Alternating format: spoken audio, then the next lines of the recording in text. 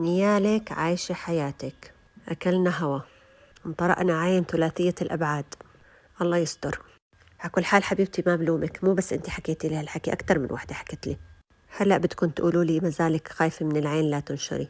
أنا صحيح بآمن بالعين بس ما بخاف الحمد لله، لأنه دايما محصنة حالي بالأذكار صبح ومساء، وطالما أنا محصنة حالي الحمد لله إن شاء الله ما بصيبني شي، لا أنا ولا أولادي.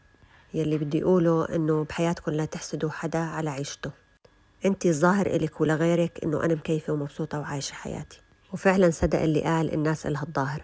يا جماعة اللي بتشوفوه على السوشيال ميديا واللي بتشوفوه بالبرامج غير اللي بيكون بالبيوت. ودائما أي كلام بنزله عن البنات أو عن الصبايا مو ضروري يمثل شخصيتي أو يمثلني أنا بحياتي الشخصية. يعني شخصيتي وواقعي بيختلف اختلاف كلي عن يلي أنا بنزله. مو كل شي بتشوفوه أو تسمعوه مني هو من واقعي أو حياتي الشخصية أو صاير معي.